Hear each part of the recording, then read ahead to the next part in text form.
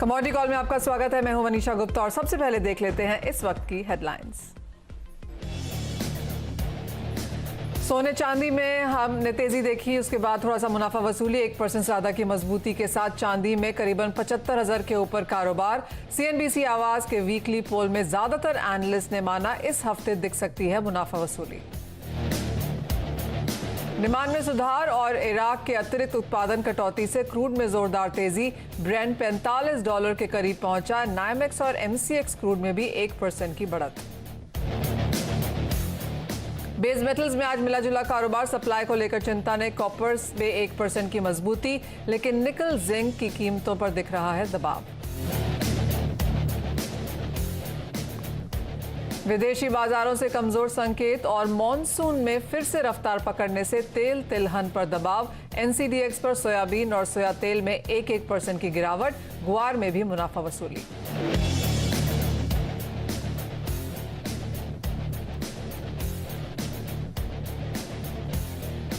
गेहूं की खपत घटने से कीमतों पर दबाव। फूड कॉरपोरेशन ऑफ इंडिया ₹18.40 के भाव पर बेच रही है गेहूं की घरेलू मांग में 30% तो होटल रेस्टोरेंट में 80% तक की घटी मांग। शुरुआत करेंगे सीएनबीसी आवाज के सोना चांदी के वीकली पोल में। यहां पर पिछले हफ्ते की रिकॉर्ड तोड़ तेजी के बाद इस हफ्ते सोना चांदी की चाल कैसी रहने वाली है, इसको लेकर हमने एक वीकली पोल किया है, जिसमें 90% जानकारों ने यह माना है कि सोने चांदी में इस हफ्ते मुनाफा वसूली देखने को मिल सकती है। वहीं 70% जानकारों ने माना है कि सोना 53,000 से 53,500 तक फिसल सकता है। 30% जानकारों के मुताबिक सोना 54,000 से 54,500 तक फिसल सकता है, यानी कि मुनाफा वसूली इस हफ्ते सोने में देखने को मिलेगी। वहीं चांदी की बात करें तो 40% जानकारों के मुताबिक इस हफ्ते चांदी 70 से 71,000 रुपए तक फिसल सकती है। हमने आज यहां पर कुछ मुनाफा वसूली आते हुए देखी है, लेकिन उन स्तरों पर फिर से खरीदारी है। लेकिन जानकारों को लगता है कि कुछ मुनाफा वसूली का दौर इस हफ्ते देखने को मिल सकता है, यानी कि कंसोलिडेशन वाला ये वीक रह सकता है।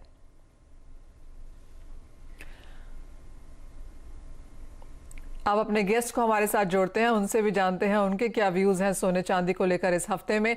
हमारे साथ एंजल ब्रोकिंग के प्रथमेश माल्या और एसएमसी कॉमट्रेड की वंदना भारती हैं। प्रथमेश, आप बताइए, आपको क्या लगता है, मुनाफा वसूली के साथ ही इस हफ्ते में काम करना चाहिए सोने चांदी में, या फिर डिप्स पे खरीदारी की राय अब भी है? आई थिंक अगर फ्यूचर्स में ट्रेड कर रहे हैं तो यहाँ पे करेक्शन पॉसिबल है। बहुत जल्दी हीट अप हो गया है गोल्ड और सिल्वर दोनों एज ए कमोडिटी। मेरे ख्याल से रेजिस्टेंस जोन पर है, यहाँ से करेक्शन ड्यू है, जो हमने फ्राइडे को आते हुए भी देखा था। मेरे ख्याल से इस हफ्ते में करेक्शन हावी रहेगा 54,500 तक, और उसके नीचे 54,000 तक की पॉसिबिलिटी भी दिखाई दे रही है गोल्ड में। वैसे सिल्वर की बात करें अराउंड 74,000 तक की पॉसिबिलिटी दिखाई दे रही है इस हफ्ते तक की। मेरे ख्याल से सेल करके इस हफ्ते में काम करना चाहिए गोल्ड सिल्वर में। हालांकि जो फिजिकल बाइंग करते हैं मेरे ख्याल से उनको अच्छा मौका मिलेगा, नीचे की बाइंग मिलेगी, नीचे वाले लेवल्स मिलेंगे, वहाँ पे वेट करना चाहिए। यानी 9 हफ्तों की लगातार तेजी के बाद इस हफ्ते ब्रोकरेजेस कह रहे हैं कि यहां पर मुनाफा वसूली करके, यानी कि बेचकर आपको यहां पर काम करना चाहिए। एटलीस्ट वीकली पोल तो यही दिखाता है। वंदना, आपकी क्या राय है? क्या आप भी फ्यूचर्स में बेच के काम करना चाहेंगी या फिर डिप्स पे खरीदारी? जी मनीषा, मुझे भी लग रहा है, क्योंकि पहले लग रहा था कि इक्विटी मार्केट की जो रैली है वो जस्टिफाइड नहीं है और इसकी वजह से गोल्ड में एक रनअप आते हुए हम देख रहे हैं। लेकिन अब जो रनअप गोल्ड और सिल्वर में आया, rather it is looking scary. तो मुझे लग रहा है कि यहाँ पे थोड़ा सा यहाँ पे करेक्शन का वेट करना चाहिए, क्योंकि सीएफटीसी के डेटा में भी जो बुलिश पोजीशन है वो यहाँ स्क्वायर ऑफ हो रहे हैं, और ईटीएफ से भी, पीडीआर से भी हम लोगों ने आउटफ्लोज होते हुए देखा। 0.5% का आउटफ्लोज ऑलरेडी यहाँ पे हो चुका है। तो इंडिकेशंस यहाँ पे है कि एक करेक्शन जो है वो पॉसिबल है। मुझे लग रहा है रेदर कि 53,500 तक प्राइसेस आते हुए हम देख सकते हैं। और इनफैक्ट मुझे सिल्वर में भी लग रहा है कि 72,000 तक, 71,000 तक प्राइसेस एक बार नीचे की तरफ आएगा। और जब एक कंसोलिडेशन मोड से अगर ये दोनों कमोडिटीज निकलती है तो थोड़ा सा शार्प करेक्शन हम आते हुए यहाँ पे हम देख सकते हैं नेक्स्ट राउंड ऑफ बाइंग से पहले। तो मेगा ट्रेंड बुलिश रहेगा, लेकिन करेक्शन एक्सपेक्टेड है। तो शॉर्ट टर्म में यहाँ पे हम बेयरिश ट्रेड अपना सकते हैं और 53,000 टारगेट कर सकते हैं, 53,500 गोल्ड में। यानी कि लंबे समय तक हमारे ब्रोकर्स समय ये कहते रहे हैं कि यहाँ पर बेचकर काम नहीं करना है, हर डिप को खरीदारी का मौका यहाँ पर मानना है, और पिछले हफ्ते तक भी यही कॉल थी, लेकिन ये कॉल इस हफ्ते में यहाँ पर चेंज होती हुई नजर आई है। एक्सपर्ट्स कह रहे हैं कि आप यहाँ पर बेच के काम कर सकते हैं, लेकिन अगर आपको फिजिकल खरीदारी करनी है तो ये खरीदारी के अच्छे मौके हैं। लॉन्गर टर्म ट्रेंड अभी भी यहाँ पर बुलिश है, लेकिन हम 2000 के स्तर यहाँ पर तोड़ चुके हैं, तो उसके बाद यहाँ पर इन स्तरों पर कुछ कंसोलिडेशन देखने को मिल सकती है। प्रथमेश, यहाँ पर आप कच्चे तेल में कैसे देखेंगे, क्योंकि $45 के स्तर हमने यहाँ पर निकलते हुए देखे हैं, तो क्लियरली इक्विटीज की तरह एक क्रूड में भी यहाँ पर बढ़त देखने को मिली है। फंडामेंटल्स भी पॉजिटिव है, चाहे वो ईरान की स्टेटमेंट हो या सऊदी अरामको की या फिर यूएस का रिग काउंट है, सभी कुछ यहाँ पर सपोर्टिव दिखता है। हाँ जी मनीषा, यूएस के रिग काउंट स्पेसिफिकली काफ़ी हद तक लोअर नंबर पर बताया जा रहा है। मेरे ख्याल से 68 रिग्स है जो लास्ट वीक का काउंट था जुलाई 30 का, जो लास्ट ईयर के सेम कंपैरिजन में अराउंड 101 रिग्स कम है। उसके अलावा इन्वेंट्रीज भी धीरे धीरे खाली हो रही है, ग्लोबल इकोनॉमी धीरे धीरे ओपन अप हो रही है। मेरे ख्याल से ये समझौता हो गया है कि you have to live with the virus irrespective of the fact, because अभी 4 से 5 महीने हो चुके हैं, ग्लोबल इकोनॉमी ओपन हो चुकी है, क्रूड कंजम्पशन मेरे ख्याल से धीरे धीरे वापस लौटना चालू होगा और वो एक बूस्ट दे सकता है क्रूड के प्राइसेस को। मेरे ख्याल से इसी महीने में पॉसिबली $50 WTI की बात करें तो पॉसिबल दिखाई दे रहा है। और अगर आप अभी फ़िलहाल अगर ट्रेड करने की बात कर रहे हो तो मेरे ख्याल से थोड़ा सा 3200 तक की जो लेवल है वो पॉसिबिलिटी दिखाई दे रही है। मेरे ख्याल से क्रूड में बाई करने की सलाह रहेगी।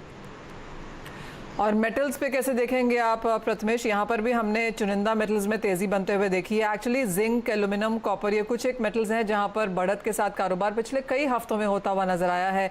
क्या इस हफ्ते के लिए भी खरीदारी की राय रहेगी? नहीं मनीषा, मेरे ख्याल से सारे मेटल्स हीट अप हो चुके थे with regards to whatever relief rally का हो या फिर आप बॉटम बाइंग का हो या फिर PMI नंबर्स को देखकर जो रिएक्शंस आए हैं चाइना की तरफ से उसका कम। मेरे ख्याल से रैली ओवर हीट हो चुकी है। पॉसिबल करेक्शन हो सकता है जिंक स्पेसिफिकली, बिकॉज ये साल में जिंक जो है वो ओवर सप्लाई रहने की पॉसिबिलिटी है, तो इतना ऊपर जाना जिंक के लिए पॉसिबल सस्टेनेबल नहीं हो सकता है। तो जिंक पर ट्रेड नहीं करना चाहिए फिलहाल, लेट्स वेट एंड वॉच। अगर आपको ट्रेड करना है तो मेरे ख्याल से कॉपर में सेल करने की सलाह होगी। 500 तक के 502 पाव से 500 तक के टारगेट मेरे ख्याल से नीचे की तरफ आ सकते हैं। 502 कॉपर में नीचे की तरफ आ सकता है और ऊपर में 513 तक के रेजिस्टेंस या टारगेट लेवल्स यहाँ पर बनते हुए नजर आएंगे। तो क्लियरली मेटल्स में भी यहाँ पर ऑफ कोर्स यूएस और चाइना की जिस तरह की टेंशंस है उसका वेइंग इन है। पेरू और चिली जो माइंस इतने समय से बंद थी वो इस हफ्ते में यहाँ पर फिर से शुरू हो जाएंगी, तो वो सप्लाई डिस्ट्रप्शन भी शायद देखने को नहीं मिलेगी। और लेड और जिंक में अब धीरे धीरे यहाँ पर सरप्लस बनता हुआ नजर आ रहा है, तो उसका असर भी यहाँ पर प्राइसेस देखेंगे। एक यूएस का स्टिमुलस मेजर किस तरह से निकल के आता है उसके ऊपर भी यहाँ पर नजर रहेगी। लेकिन बात अब करेंगे एग्रीकल्चर की, जहां पर कोरोना के दौरान होटल, रेस्टोरेंट्स और केटरिंग बंद होने से हमने काफी सारी जो खाने पीने की चीजें हैं वहां पर मांग में कमी आते हुए देखी है। गेहूं में भी काफी हद तक यही हाल है। घरेलू खपत में हमने यहां पर गिरावट आते हुए देखी है। प्रोडक्शन इस बार रिकॉर्ड हाइस पर मानी जा रही है और फूड कॉर्पोरेशन ऑफ इंडिया सस्ते भावों में खुले बाजार में गेहूं बेच रही है। तो ये सभी कुछ इसी बात पर पॉइंट करता है कि प्राइसेस यहां पर और थोड़े से शायद नर्म हो सकते हैं। Shivaji roll of flour mills के अब अजय गोयल हमारे साथ फोन लाइन पर जुड़े हैं। अजय नमस्कार। क्लियर फंडामेंटल्स हैं आपके सामने, प्रोडक्शन रिकॉर्ड पे है, सरकार के पास इन्वेंट्री बहुत ज्यादा है, मांग है नहीं और सस्ते दामों पर यहां पर बेचने की कोशिश की जा रही है। सबसे पहले यही जानना चाहेंगे कि यहां से अब आपको दाम कैसे दिखते हैं? देखिए, डिमांड साइड जो है बहुत ज्यादा कमजोर है और उसके साथ साथ सप्लाई साइड में गवर्नमेंट एवरी मंथ फ्री में जो है व्हीट मार्केट सिस्टम में डाल रही है। इसकी वजह से जो है मार्केट एकदम ठंडा हो गया है, बिल्कुल ही कोई जो है डिमांड आ नहीं रही है एंड सप्लाई साइड बहुत हैवी है। तो अजय, अच्छी खासी गिरावट गेहूं के भावों में हमने पिछले एक महीने में इन एनी केस आते हुए देखी है। आपको लगता है यहां से भी मंदा हो सकता है? देखिए, ये एकदम अभी बॉटम ही समझिए, इससे मंदा होने की अभी उम्मीद नहीं है, लेकिन ये प्राइसेस बढ़ने की जो उम्मीद बहुत कम है अगले 2-3 महीने में। अजय, ये भी बताइए कि किस तरह की मांग फिलहाल यहाँ पर देखने को मिल रही है, क्योंकि इन हाउस कंजम्पशन में तो हमने इनिशियल टाइम में एक बढ़त ही आते हुए देखी थी। पिछले 1-2 महीने की अगर बात करें तो इन हाउस कंजम्पशन कैसी रही? देखिए, जो बिस्किट डिमांड और नूडल डिमांड है वो करीबन 20-30% हाइया है देन नॉर्मल। ब्रेड डिमांड 10%, 20% कमी है और बाकी होरेका सेगमेंट की डिमांड बिल्कुल ही 90% डाउन है। और जो फूड कॉर्पोरेशन ऑफ इंडिया ने जो कदम उठाया है यहाँ पर सस्ते दामों में गेहूं बेचने का, इसका कितना असर देखते हैं आप बाजार में सप्लाईज को लेकर और दाम को? देखिए, अभी बाजार इससे नीचे स्तर पे तो जाने से रहा, इस स्तर पे बना रहेगा। मुझे उम्मीद है कि अगले 1-2 महीना, और लोग इस उम्मीद में है कि दिवाली के आसपास कुछ तरह की डिमांड मार्केट में आएगी एंड तब जो है बाजार हिलेंगे। उससे पहले कोई जो है एक्शन की उम्मीद नहीं है बाजारों में। अजय, बहुत शुक्रिया समय निकालने के लिए। तो काफी क्लैरिटी वहां पर इंडस्ट्री की तरफ से है कि नवंबर दिसंबर से पहले तो यहां पर गेहूं के भावों में कोई तेजी आएगी नहीं, क्योंकि सरकार नवंबर तक तो यहां पर मुहैया भी करा रही है फ्री में गेहूं और चावल, तो उसका असर भी बाजार पर रहेगा। कोई खरीदार यहां पर बहुत ज्यादा नहीं मिलेंगे, क्योंकि वो एक डिमांड तो पूरी तरीके से सरकार यहां पर पूरी कर रही है। वंदना, आप कैसे देखती हैं? क्लियरली गेहूं के दामों में यहां पर गिरावट की एक्सपेक्टेशन है यहां से, लेकिन जैसे अजय ने कहा कि बहुत ज्यादा मंदी नहीं है, गिरावट ऑलरेडी हम देख चुके हैं। किस तरह के प्राइसेस आपको लगता है देखने को मिलेंगे? मनीषा, ओपन मार्केट में प्राइसेस जो हैं वो 1800 से भी नीचे की तरफ यहाँ पे आ गए हैं, जहाँ पे किसान रिटेल्स में अपने गेहूं को बेच रहे हैं। तो मेरे ख्याल से गिरावट यहाँ पे मिनिमम हो सकती है। लग रहा है कि एक सपोर्ट बन सकता है 50-75 रुपये नीचे। लेकिन इंटरनेशनल मार्केट में यूएस में कहें तो मुझे लग रहा है कि ऑलरेडी $500 का एक जो लेवल है वो वहाँ से टूटा है, और मुझे लग रहा है कि $480 तक और जो करेक्शन है वो यहाँ पे इंटैक्ट, और मुझे लग रहा है कि वहाँ तक प्राइसेस नीचे की तरफ जा सकते हैं। तो 5 से 7% तक की जो गिरावट है वो मुझे लग रहा है कि अभी बाजार में आ सकती है। वहां पे जाके हम कंसोलिडेशन फेज आते हुए हम देख सकते हैं। और मुझे लग रहा है कि जो सर्दियों का मौसम है वहां पे जाके मुझे लग रहा है कि जब नेक्स्ट फसल की तैयारी होती है यहाँ पे, तब वहां पे मुझे लग रहा है कि थोड़ा स्टॉक्स कम होगा और वहां से प्राइसेस ऊपर की तरफ जा सकते हैं। तो मेरे ख्याल से फिलहाल जो कंसोलिडेशन है वो यहाँ पे रह सकता है, और थोड़ा सा दबाव में प्राइसेस जो है अभी फिलहाल रह सकता है 2 से 2.5 महीने तक। वंदना, पिछले कुछ हफ्तों में हमने लगातार तेजी गुआर में आते हुए देखी है। पल्सेस में ग्रेजुअल स्लो मूव है, बहुत बड़े मूव्स वहां पर नहीं है, लेकिन खाने के तेलों में अच्छी खासी बढ़त आते हुए देखी थी। आज कुछ मुनाफा वसूली यहां पर इन सभी सेक्टर्स में देखने को मिली है।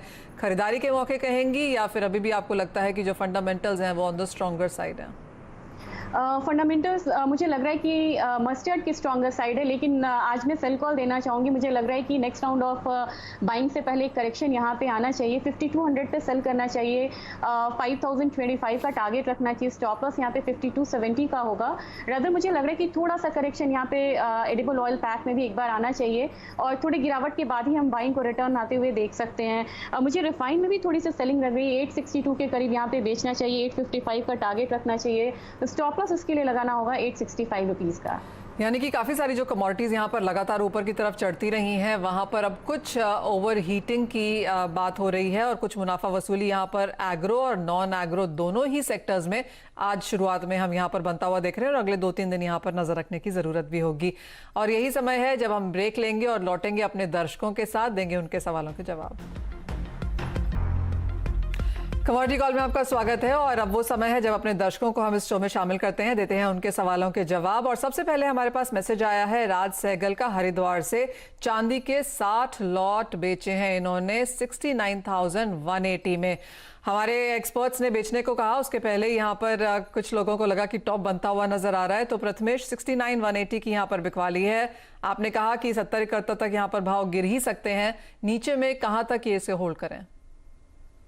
इनको अगर इनका रिस्क एपेरेट अच्छा है तो इनको होल्ड करना चाहिए। इनके भाव के आसपास इनको मिल सकता है, पॉसिबल करेक्शन दिखता है इस काउंटर में। मेरे ख्याल से इनको वेट करना चाहिए। पॉसिबिलिटी ये हफ्ते में आपको करेक्शन दिखाई दे सकती है चांदी में। आज के भाव अगर स्क्रीन पर देखें तो हल्की सी तेजी के साथ कारोबार है। अंतर्राष्ट्रीय बाजारों में 1.5% की तेजी है। चांदी आज 1% ऊपर एमसीएक्स पर भी कारोबार कर रही है, तो करीबन 74,770 के लेवल्स यहां पर फिलहाल आपकी स्क्रीन पर। तो बढ़त के साथ कारोबार है, लेकिन बिकवाली की राय एक्सपर्ट्स की तरफ से। हमारे साथ अब हमारे दूसरे कॉलर जुड़ चुके हैं। दशरथ निमत से, ये कैस्टर सीड के किसान हैं। दशरथ जी नमस्कार, क्या है आपका सवाल? जी नमस्कार, मेरा प्रश्न है वंदना जी से। नमस्कार वंदना जी को। जी, मेरे पास हाजिर में 100 बोरी कैस्टर है, तो शॉर्ट टर्म में और लॉन्ग टर्म में मैं दीपावली तक रह सकता हूँ, तो क्या भाव मिलेगा मेरे को? चलिए वंदना जी, आपसे सीधा सवाल है। जी जी दशरथ जी। जी वंदना, 100 बोरी है इनके पास, आपसे जानना चाहते हैं near term, longer term, Diwali तक इन्हें कैसे भाव देखने को मिलेंगे? मुझे लग रहा है कि इनका होल्डिंग पीरियड काफ़ी अच्छा है मनीषा, तो मुझे यहाँ पे बताने में आसानी रहेगी, क्योंकि नीचे में मुझे लग रहा है कि 3750 से 3800 तक प्राइसेस नीचे की तरफ आ सकते हैं। लेकिन लॉन्ग टर्म में मुझे लग रहा है यहाँ पे कि उस समय विंटर का भी डिमांड भी आना शुरू हो जाएगा, तो मेरे ख्याल से वहाँ पे प्राइसेस एक बार 4250 से 4300 तक यहाँ पे आ सकते हैं। तो मेरे ख्याल से अभी के लेवल से मुझे लग रहा है कि एक बार 300 350 तक का जो इजाफा है वो आते हुए हम देख सकते हैं, तो उस प्राइस के लिए होल्ड कर सकते हैं ये। यानी कि रिस्क यहाँ से 200 रुपए नीचे है, लेकिन ऊपर में 350 रुपए का मुनाफा भी देखने को मिल सकता है। तो दशरथ जी, उस रेंज को फिलहाल आपको यहाँ पर कैस्टर सीड के लिए देखना होगा। हमारे साथ अब प्रदीप सोनी जी सिकर राजस्थान से फोन लाइन पर हैं। प्रदीप नमस्कार, क्या है आपका सवाल? नमस्ते मैडम, मेरा सवाल, एक लोट गोल्ड सेल किया है 52,000 पे। आपको लगता है कि भाव इसके ऊपर नहीं जाएंगे इसलिए? हाँ मैडम, पहले ही किया हुआ है। जी, प्रदीप जी ने यहाँ पर बिकवाली करी है 52,000 के लेवल्स पे। प्रथमेश, सेल कॉल है आपकी यहाँ पर सोने में, लेकिन क्या प्रदीप जी के लेवल्स यहाँ पर आएंगे और क्या उसके नीचे के भाव भी दिखते हैं आपको? 54 और 53,500 पॉसिबल है, इनका भाव आने की पॉसिबिलिटी है, बट इनका वेटिंग और रिस्क एपेटाइट कितना है उनको ही काफ़ी ज़्यादा पता है। अगर इस हफ्ते में वेट करते हैं तो पॉसिबिलिटी इनके भाव के आसपास आ सकता है, वहाँ पे एग्जिट कर सकते हैं। फिलहाल 55,000 के भाव आपकी स्क्रीन पर, लेकिन मुनाफा वसूली की राय इस बार इस हफ्ते में यहाँ पर सोने के लिए है। तो प्रदीप जी, अगर आपने होल्ड किया ही है, पहले का बेचा हुआ है, तो थोड़ा सा और इंतजार करें। इस हफ्ते में आपको आपके लेवल्स देखने को मिल सकते हैं। अशोक यादव जी चंडीगढ़ से अब हमारे साथ फोन लाइन पर हैं। अशोक जी नमस्कार, क्या है आपका सवाल?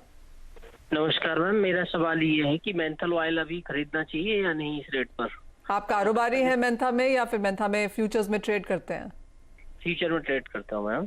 जी, वंदना, मेंथा के बारे में जानना चाहते हैं। ये साल बहुत बेहतर नहीं रहा है मेंथा के लिए, लेकिन आज यहाँ पर हल्की सी बढ़त है और पिछले कुछ दिनों में हमने एक सपोर्ट भी यहाँ पर बनता हुआ देखा है। इन स्तरों पर अब आप क्या राय देंगी अशोक को? जी मनीषा, आपने बिल्कुल सही कहा। 960 से लेके 985, 90 एक अच्छा सा जोन है जहां ये कंसोलिडेट कर रहा है, सपोर्ट ले रहा है। मेरे ख्याल से सर आप 985 से ऊपर आता है कंफर्मेशन के बाद आप यहां पे बाइंग करिए। यहां पे टारगेट आपको थोड़ा सा मॉडरेट टारगेट रखना होगा। 1040, 1045 का आप यहां पे टारगेट रख सकते हैं। स्टॉप लॉस आपको इसके लिए यहां पे लगाना होगा 970 रुपए के करीब का, तो 970 या 965 लगा सकते हैं। और मुझे लग रहा है कि धीरे धीरे यहाँ पे बाइंग जो है मेंथा में वो रिटर्न आ सकती है। एक और कमोडिटी जो ऊपर की तरफ यहाँ पर निकली है, बहुत लंबे समय तक कंसोलिडेट और स्टेबल रहने के बाद मेंथा में अब यहाँ पर हम एक्शन देखना शुरू कर रहे हैं। तो अशोक जी, यहाँ पर खरीदारी की राय यहाँ पर बनती हुई नजर आ रही है। हमारे पास अब मैसेज है नीलेश जी का अमरावती से। प्रथमेश, इन्होंने नेचुरल गैस के 2 लॉट्स खरीदे हैं 180 के स्तर पर। इनके लिए अब यहाँ पर क्या राय है, कितना ऊपर यहाँ पर भाव जा सकते हैं? मनीषा, नेचुरल गैस में पॉसिबिलिटी है ऊपर तक जाने की। इनका भाव इनको मिल सकता है 184 तक के नेक्स्ट पॉसिबल लेवल्स हैं। इनको होल्ड करना चाहिए। हालांकि again natural gas risky commodity है, काफ़ी वॉलेटिलिटी है। मेरे ख्याल से अगर ये नेचुरल गैस में काम कर रहे हैं तो first and foremost stop loss लगाएं और कैरी फॉरवर्ड अगर ना करें तो ज़्यादा बेटर है। बट अगर ये already out of the money है तो वेट कर सकते हैं इनके भाव के लिए। प्रथमेश, कितनी तेजी आपको लगती है नेचुरल गैस में और आएगी? क्योंकि जब से हमने वो 112, 115 के स्तर छुए हैं, उसके बाद वन वे गेन्स हैं यहाँ पर। छोटे मोटे करेक्शंस ऑफ कोर्स यहाँ पर आते रहे हैं, लेकिन कोई बहुत बड़ा कंसोलिडेशन या करेक्शन हमने बनता हुआ नहीं देखा। ऊपर में अब आपको क्या लेवल्स, क्या रेजिस्टेंस लेवल्स दिखते हैं?